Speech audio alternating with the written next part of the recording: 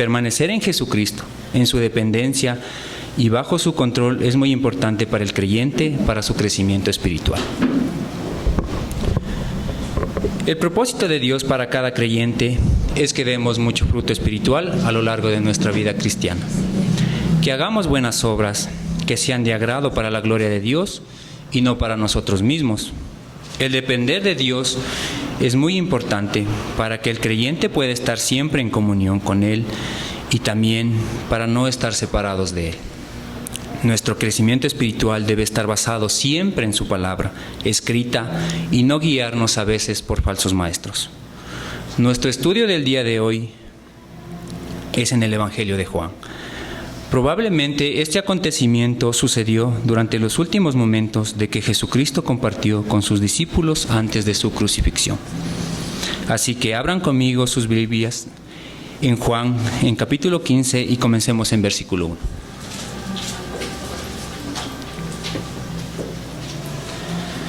Juan capítulo 15, versículo 1 2 dice: Yo soy la vid verdadera, y mi Padre es el viñador. Todo sarmiento que en mí no da fruto lo quita, y todo el que da fruto lo poda, para que den más fruto. En el Evangelio de Juan se utiliza la frase yo soy en 7 ocasiones para revelar su identidad divina. Al utilizar el término yo soy, Jesús está afirmando su conexión con Dios como Hijo y su propia divinidad. Esta es la última de las 7 declaraciones de yo soy que aparece en el libro de Juan. Ahora vamos a ver los 7 yo soy que están en el libro de Juan. Juan 6:35, Jesús les dijo: Yo soy el pan de la vida. El que viene a mí no tendrá hambre, y el que cree en mí nunca tendrá sed. Pan de vida significa pan que da vida. Jesús es el alimento espiritual que todo creyente necesita para su crecimiento espiritual día a día. ¿Y cómo podemos adquirir este alimento espiritual? Es mediante su palabra, la que encontramos en la Biblia. Un creyente debe estar siempre leyendo, estudiando y meditando en su palabra para poder crecer cada día más espiritualmente. En esta declaración de yo soy el pan de vida, Jesús está hablando del alimento espiritual que más necesitamos en nuestra vida, que es la salvación que obtenemos mediante la fe en Jesucristo. Una vez que recibimos la salvación mediante la fe, no necesitamos otra vez de esta salvación. Por esta razón, Jesucristo nos dice que nunca más tendremos hambre, porque no necesitamos 2 veces de la salvación, sino una sola vez. Número 2 dice, Juan 8:12, Jesús les habló otra vez diciendo: Yo soy la luz del mundo. El que me sigue no andará en tinieblas, sino que tendrá la luz de la vida. El mundo está en tinieblas, y tinieblas es símbolo de maldad, pecado e ignorancia. Y la luz en la Biblia es un símbolo de Dios y su santidad. Y Jesús es la luz, y no solamente es una luz entre muchas, sino que Él es la luz única. Él es una luz verdadera.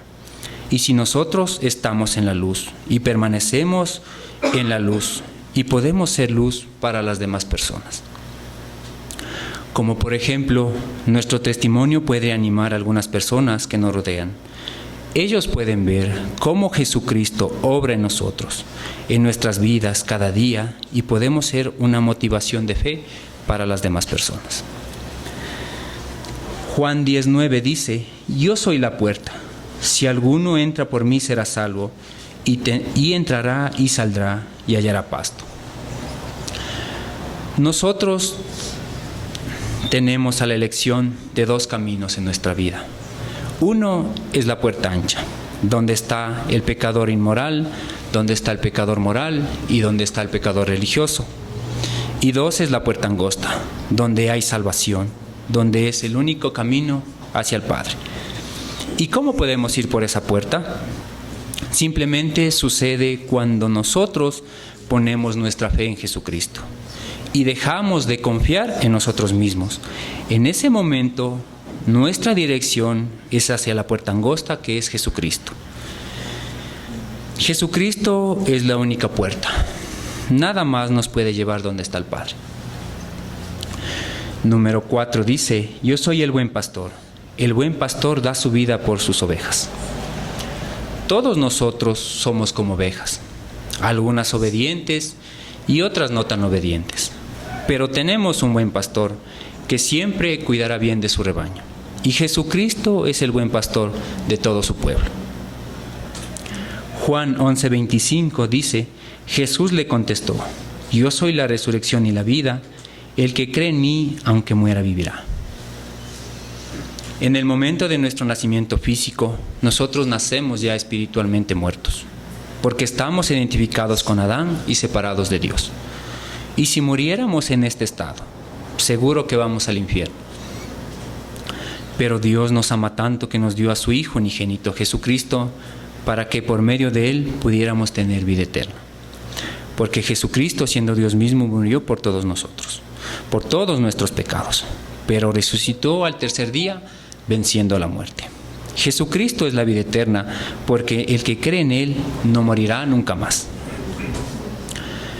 Número 6 dice, Jesús le dijo, yo soy el camino, la verdad y la vida, nadie viene al Padre sino por mí. Jesucristo es el único medio de que una persona puede salvarse del pecado, de la pena de muerte. Solo poniendo su fe en Él, las personas tendrán vida eterna y no vendrán a condenación.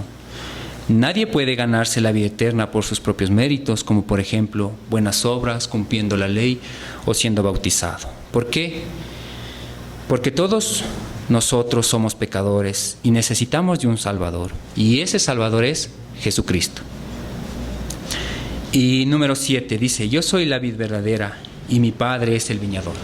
Entonces, ¿quién es la vid verdadera? Jesucristo, ¿no es cierto? Jesucristo es la vid verdadera. ¿Y quién es el viñador? El Padre. El Padre es el labrador o viñador que cultiva y protege la vid. En esta metáfora, Jesucristo ocupó una viña para referirse al Padre, al Hijo y a todos los creyentes. Juan, versículo 2, dice, todo sarmiento que en mí no da fruto lo quita, y todo el que da fruto lo poda, para que dé más fruto. ¿Qué es todo sarmiento? Es todo creyente. Exactamente, es el creyente que pertenece a la vid de Jesucristo. En particular, cada ramita de una vid o de una planta de uva representa a un creyente. Ahora, imaginemos cómo sería la vid de Jesucristo. Sería muy pero muy grande, con muchísimos creyentes que realmente son hijos de Dios. En primavera, en los viñedos, los viñadores levantan las ramas y las podan. Podar en griego, katairo, significa limpiar, o sea, sería limpiar las ramas. La limpieza de los sarmientos consiste en eliminar los depósitos de insectos, musgos u otros parásitos que tienden a infectar las ramas. Jesús dio esta enseñanza en primavera, cuando los agricultores hacían lo que describe en este versículo, que habla acerca de podar las vides. ¿Qué pasa en un viñedo cuando las ramas están caídas o sobre las rocas? Simplemente no dan nada de fruto. Ni siquiera piensan en dar fruto porque no están en un lugar adecuado para poder producir fruto. Entonces, el viñador las recoge, las limpia, las acomoda y las guía para que puedan producir fruto. Es necesario la ayuda de un viñador para que un sarmiento pueda producir fruto. Al igual que un creyente, no puede producir fruto espiritualmente por sí mismo. Nosotros, como creyentes, necesitamos del poder de Dios para poder producir fruto espiritual. Necesitamos de Él, dependemos de Él, porque nosotros no podemos hacer nada por nosotros mismos. ¿Y por qué no podemos hacer nada de esto? Es por nuestra naturaleza pecaminosa. Por ejemplo, ¿qué pasa cuando nosotros nos proponemos leer la Biblia en el transcurso de un año? Y si esto dependiera de nosotros mismos, simplemente a cabo de un mes ya nos aburrimos. Y no le ponemos las mismas ganas que al comienzo y al final no terminamos de leer por completo. O también queremos compartir el Evangelio con otra persona, y si al igual dependiera esto de nosotros mismos. Vamos donde esa persona, le saludamos, conversamos, pero de otro tipo de tema. Y al final olvidamos de compartir el Evangelio. Y esto sucede porque no estamos en una buena relación con Dios. Es por eso que necesitamos del poder del Espíritu para poder dar diariamente fruto espiritual. Permanecer en Jesucristo es una de las cosas más importantes de la segunda etapa de salvación. Pero ahora, ¿en qué momento estamos en la segunda etapa de salvación? Antes debemos de pasar por la primera etapa, que es la primera etapa de la salvación, es la justificación. ¿Qué es la justificación? Es la salvación de la pena del pecado, y su factor tiempo es en un instante. ¿Y cómo sucede? Nadie de nosotros es declarado justo ante los ojos de Dios por nuestros propios méritos, y ¿por qué no? Es por nuestro pecado. En Romanos 3:23 dice: por cuanto todos pecaron y no alcanzan la gloria de Dios. Todos nosotros ya nacimos pecadores, porque cuando nacimos ya estamos identificados con Adán. ¿Y qué pasa cuando estamos identificados con el pecado? Romanos 6:23 nos da la respuesta, que dice: porque la paga del pecado es muerte, pero la dádiva de Dios es vida eterna en Cristo Jesús, Señor nuestro. La muerte en la Biblia habla siempre de separación, o sea que estamos separados de Dios. El pecado forma una barrera imaginaria entre su perfecta santidad y nosotros. Y estando en este estado de pecado, ¿qué pasaría con nosotros si muriéramos hoy? ¿A dónde iría nuestra alma? De seguro vamos a parar al infierno. Pero Dios nos ama tanto que no va a dejar que perezcamos así, de esa manera. Así que Dios nos dio a su Hijo para poder vencer esa barrera del pecado. En Juan 3:16 nos dice: porque de tal manera, vamos a leerlos todos juntos, ¿ya? Porque de tal manera amó Dios al mundo que dio a su Hijo unigénito, para que todo aquel que cree en Él no se pierda, sino que tenga vida eterna. Jesucristo nos dio ese regalo de salvación, y mediante la fe en Él nos salvó de la pena del pecado. Y en ese momento que confiamos en Jesús para nuestra salvación, entramos a formar parte de la familia de Dios. En Gálatas 3:26 y 27 dice: pues todos ustedes son hijos de Dios mediante la fe en Cristo Jesús, porque todos los que fueron bautizados en Cristo, de Cristo se han revestido. En el momento en que ponemos nuestra fe en Él, el Espíritu Santo de Dios nos bautiza con un nuevo nacimiento espiritual, y nuestra identificación ya no es con Adán, sino que ya estamos identificados con Cristo en su crucifixión, con su muerte y con su resurrección. Primera de Corintios 15:2 nos dice: porque así como en Adán todos mueren, también en Cristo todos serán vivificados. Nuestra fe en Jesucristo nos salva de la pena del pecado y nos da una nueva identidad en Él. Y entramos a formar parte del cuerpo de Cristo.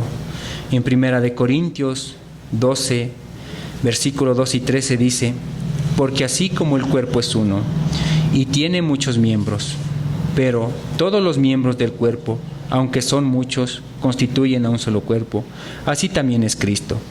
Pues por un mismo Espíritu todos fuimos bautizados en un solo cuerpo, ya judíos a griegos, ya esclavos o libres, a todos se nos dio a beber del mismo Espíritu.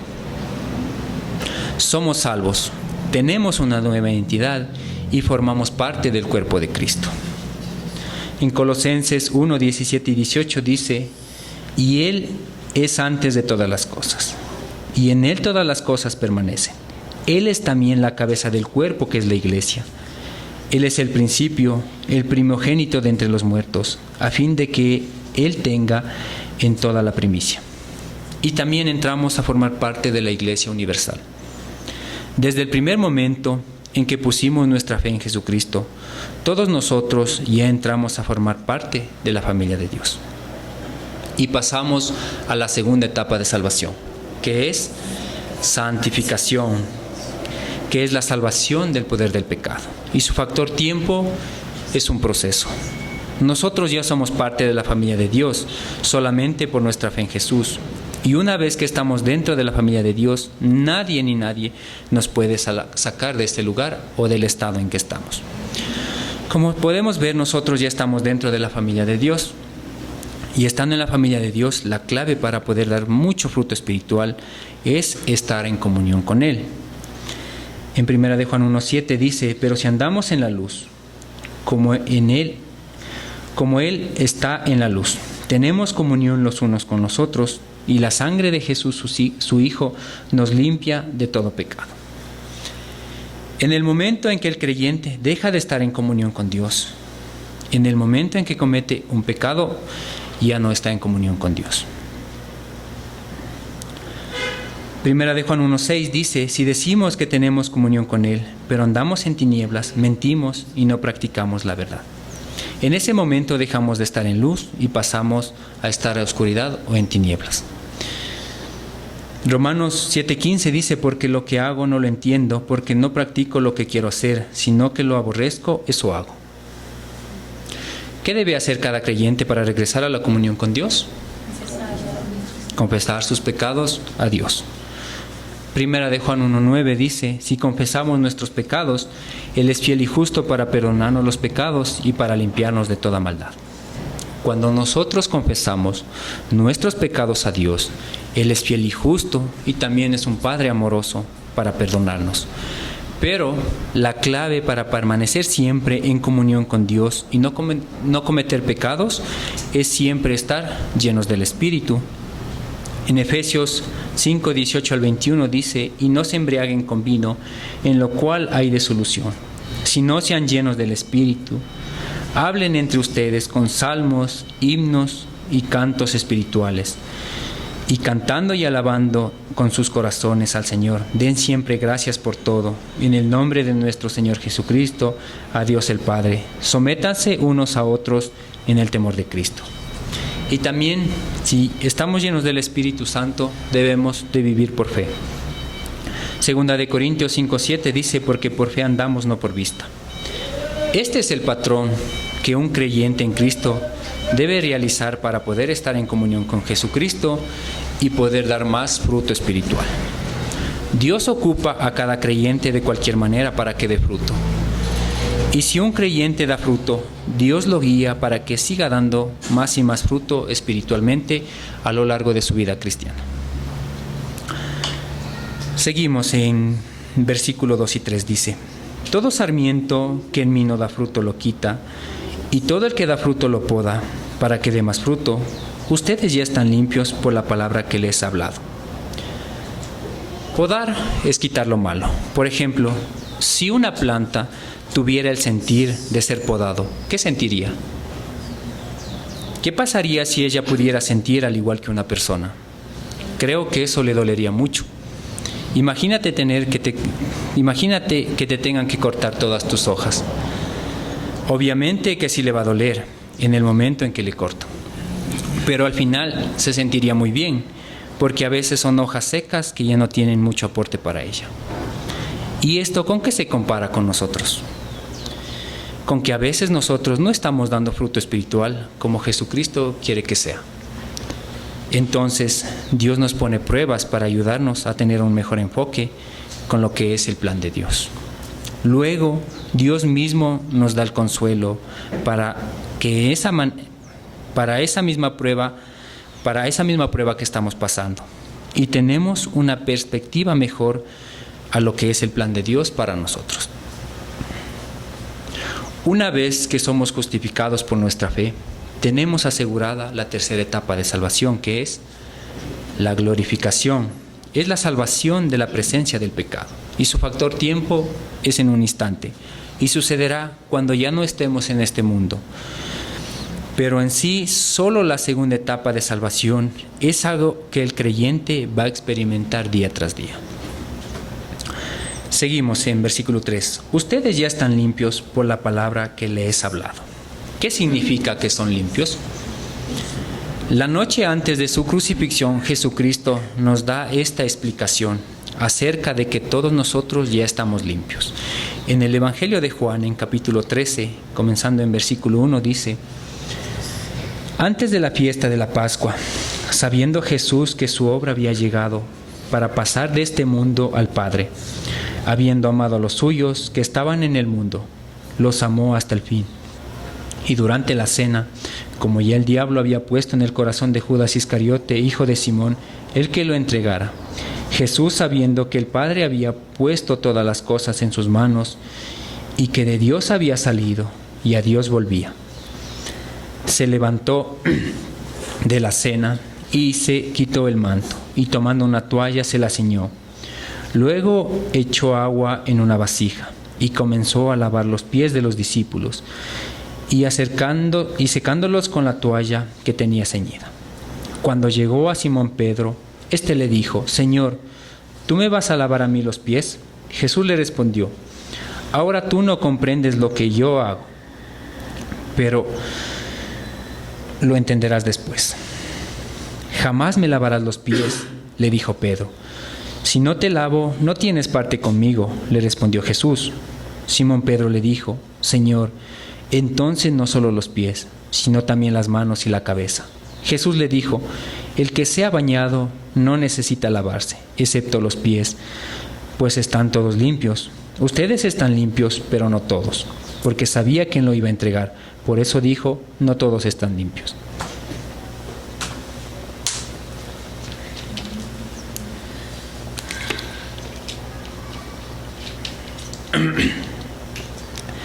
¿Qué significa todo esto? Pedro le dijo a Jesús que no solo le lave los pies, sino las manos y la cabeza también.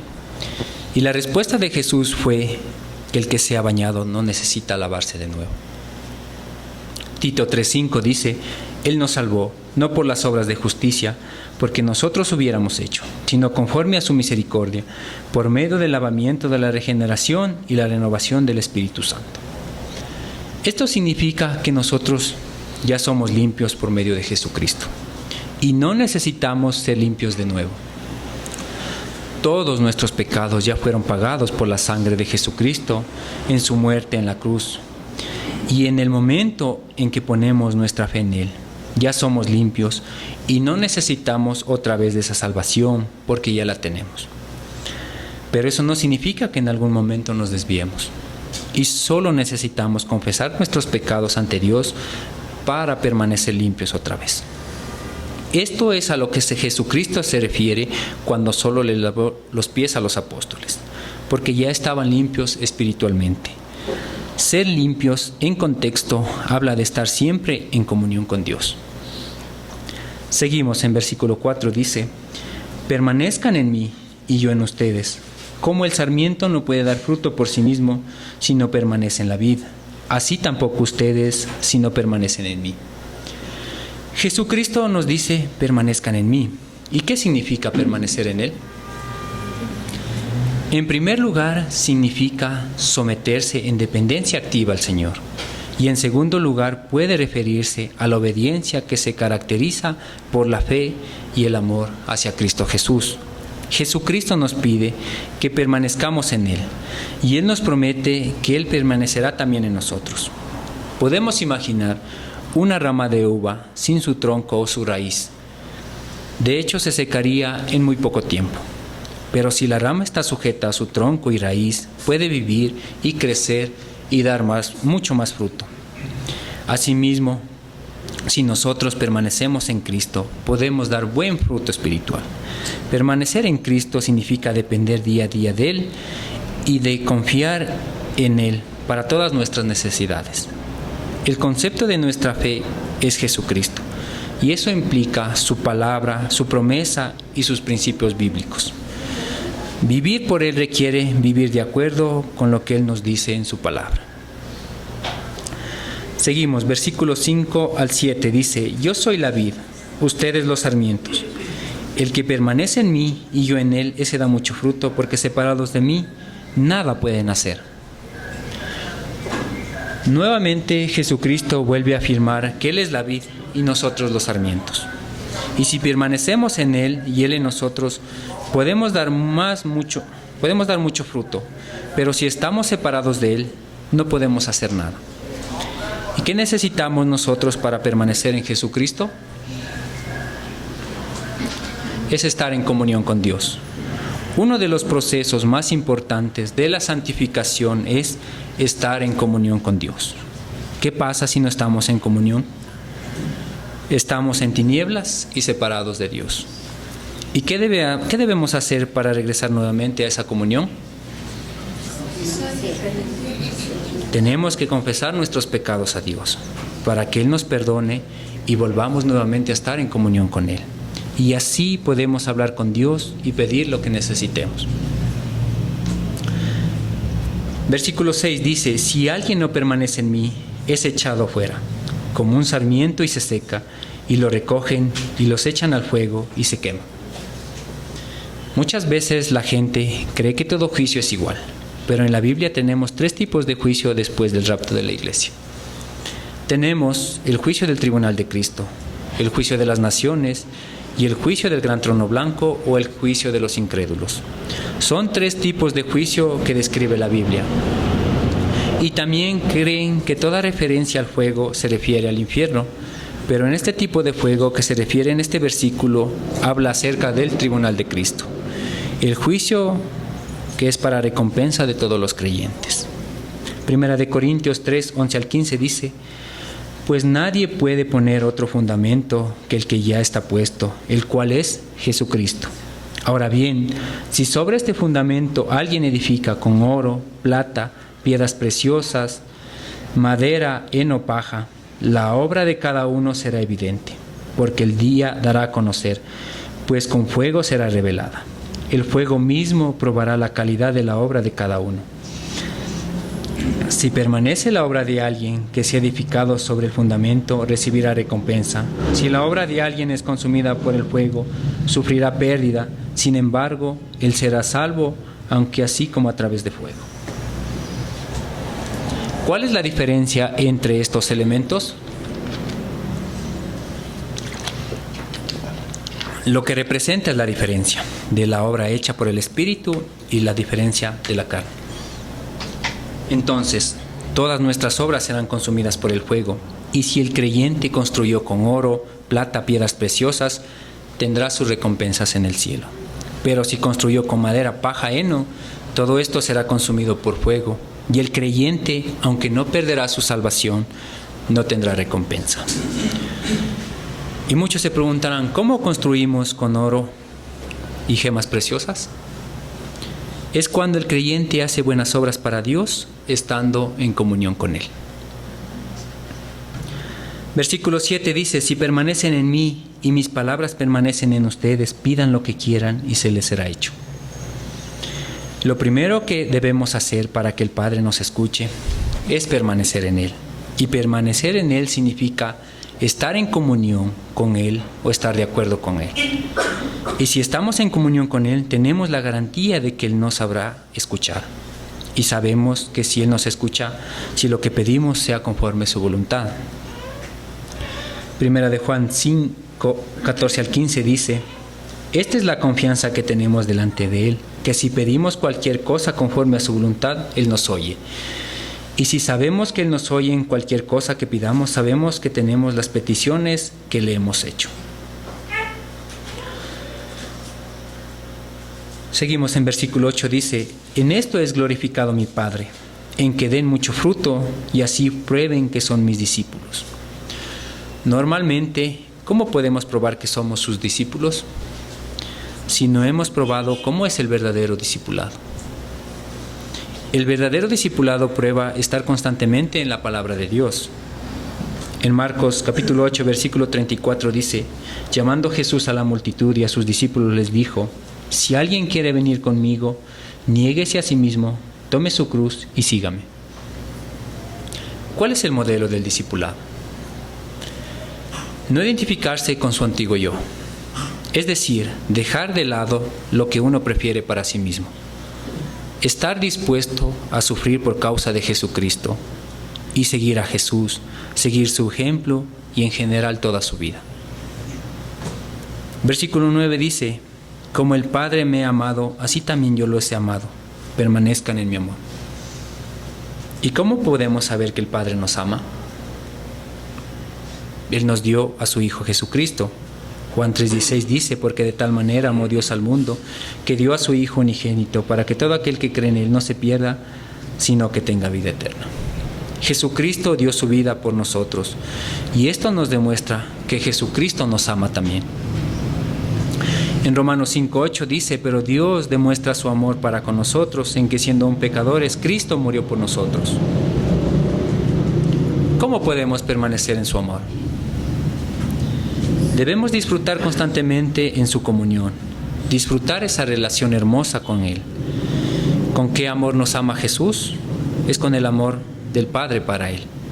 Lo mismo como el Padre ama a Jesús, Jesús nos ama a nosotros. Y esto es la gloria del Padre, en ver a sus hijos dar mucho fruto, ser hijos obedientes y trabajar para la obra de Jesús. Dios nos ama mucho como a sus hijos. Hermanos, el amor de Dios es tan grande que no podemos imaginar qué tan infinito es. Porque Él ya nos amó antes de la fundación del mundo.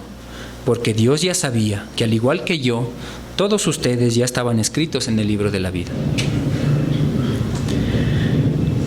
Seguimos en versículos 10 y 11. Dice, si guardan mis mandamientos, permanecerán en mi amor, así como yo he guardado los mandamientos de mi Padre, y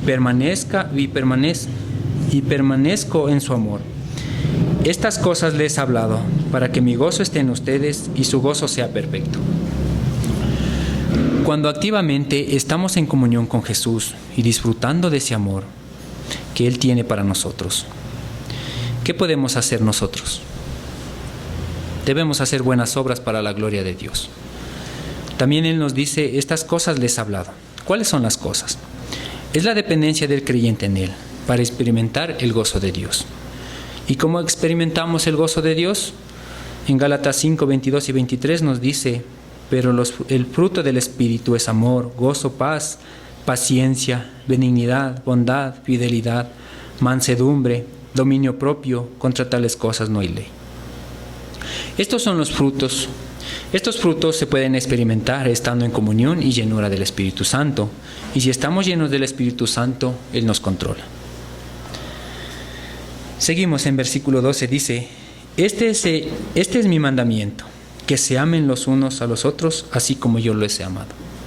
¿Qué es nuevo de este mandamiento? Antes de este nuevo mandamiento fue escrito otro mandamiento. En Levítico 9:18 dice, no te vengarás, ni guardarás rencor a los hijos de tu pueblo, sino que amarás a tu prójimo como a ti mismo. Yo soy el Señor. El Señor manda que ames a tu prójimo como a ti mismo. Este es el antiguo mandamiento. Y el nuevo mandamiento es amar a tu hermano en Cristo como yo te he amado, como Jesucristo nos ha amado. Asimismo, como Jesucristo nos ha amado, debemos amar a nuestro prójimo con el amor de Jesucristo.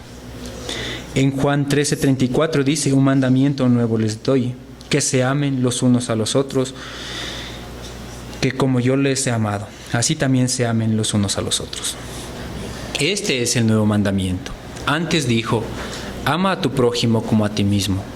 Pero el nuevo mandamiento es que Jesucristo dijo, ama a tu prójimo en Cristo como yo te amo.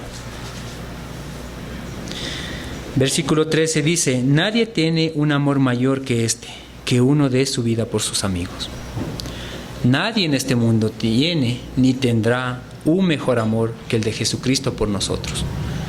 Él dio su vida por todos nosotros. Él nos amó con un amor sacrificial. Ustedes son mis amigos si hacen lo que yo les mando. Obedecer a Jesucristo en lo que Él nos manda influye en nuestra amistad con Él. Como por ejemplo, yo como padre puedo tener solo una relación de padre e hijo con mis hijos, o puedo también tener una relación de amistad y tener mejor comunicación con ellos. Y si tenemos una mejor comunicación, podemos compartir de muchas más cosas. Y esto influye en nuestra relación con Jesucristo. Si tenemos mayor comunicación, podemos estar más de acuerdo con Él y disfrutar de su amistad. Y no tenemos ningún problema de hacer lo que Él nos manda. Versículo 15 dice, ya no los llamo siervos, porque el siervo no sabe lo que hace su Señor, pero los he llamado amigos, porque les ha dado a conocer todo lo que he oído de mi Padre. El creyente tiene una relación con Dios. Literalmente, sí somos siervos de Dios, pero la diferencia es que Jesús nos trata como sus amigos, porque Él nos da a conocer todos los planes de Dios para el futuro. ¿Y cuáles son los planes de Dios para el futuro? Uno de ellos es la venida del Espíritu. En Juan 14:26 dice: pero el Consolador, el Espíritu Santo, a quien el Padre enviará en mi nombre, Él les enseñará todas las cosas y les recordará todo lo que les he dicho. ¿Quién es el Consolador? El Espíritu Santo. ¿Y qué hará el Espíritu Santo? Él hará dos cosas. Nos enseñará. Él es el Maestro que hace que realmente entendamos la Biblia.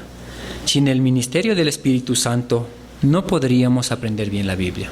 Y número 2, Él nos hará recordar las promesas de Dios y toda la palabra de Jesús.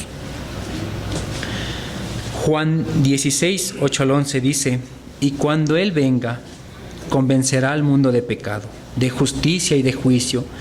De pecado porque no creen en mí, de justicia porque yo voy al Padre y ustedes no me verán más, y de juicio porque el príncipe de este mundo ha sido juzgado.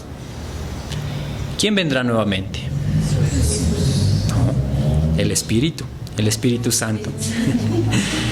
Y la razón es para convencer al pecado del contexto del Evangelio, de todo lo que conlleva el Evangelio, como por ejemplo, que nosotros somos pecadores, su justicia porque Él es el único Dios justo, y juicio porque si no creemos en Él, seremos condenados. Versículo 16 dice: ustedes no me escogieron a mí, sino que yo les escogí a ustedes, y los designé para que vayan y den fruto, y que su fruto permanezca, para que todo lo que pidan al Padre en mi nombre se les concederá. ¿Cuál es el propósito de Jesús para escogernos? Para dar fruto espiritual. Y esto implica toda la vida espiritual, como por ejemplo, compartir el Evangelio, amar a los hermanos, servir a los demás, servir en los ministerios de la iglesia. Si tenemos algún don, podemos aprovechar de ese don para servicio y para hacer muchas más cosas que sean para la gloria de Dios. Y el Padre no solo quiere que hagamos estas cosas por un tiempo, sino que permanezcamos siempre, si es posible, toda la vida, dando mucho fruto espiritual. Esto les mando, que se amen los unos a los otros. La amistad con Jesucristo involucra la obligación del amor fraternal. Debemos amar a los demás hermanos con ese mismo amor que Jesucristo nos amó. Jesucristo nos ama tanto que Él dio su vida por nosotros. Puesto que en obediencia a la verdad ustedes han purificado sus almas para un amor sincero de hermanos, ámense los unos a los otros entrañablemente, de corazón puro. El amor de Jesucristo es el primer ejemplo que nosotros debemos de tomar para poder amarnos entre hermanos. Y sabemos que el amor de Jesucristo es un amor sacrificial porque Él dio su vida por todos nosotros. En conclusión, hermanos, la clave para poder dar fruto espiritual es permanecer en Jesucristo y bajo su dependencia, controlados por el Espíritu Santo de Dios. Y lo más importante, siempre debemos estar en comunión con Dios para que todo lo bueno que hagamos sea para la gloria de Dios. Permanecer en Jesucristo, en su dependencia y bajo su control es muy importante para el creyente, para su crecimiento espiritual. Hermanos, este es un reto para cada uno de ustedes. Si siempre el propósito de cada creyente debe estar siempre en comunión con Dios. Si en algún momento cometemos algún pecado o nos desviamos, debemos de confesar nuestro pecado hacia Dios y regresar a esa comunión, para que todas nuestras buenas obras cuenten para el tribunal de Cristo. Oremos. Bendito Padre, Señor, te damos las gracias, Padre, por habernos dado a conocer un poco más de tu palabra, Señor. Y te pedimos, Señor, que podamos permanecer en tu palabra, Señor, y creciendo y dependiendo día a día de ti, Señor. Nosotros no somos nada, Señor, sin tu Espíritu. Queremos que tú nos controles, Señor, y nos guíes por el buen camino. Padre, dejamos todo este estudio aprendido, que sea de entendimiento y que lo pongamos en práctica, Señor, todos los días. Dejamos todo en tus benditas manos. Amén.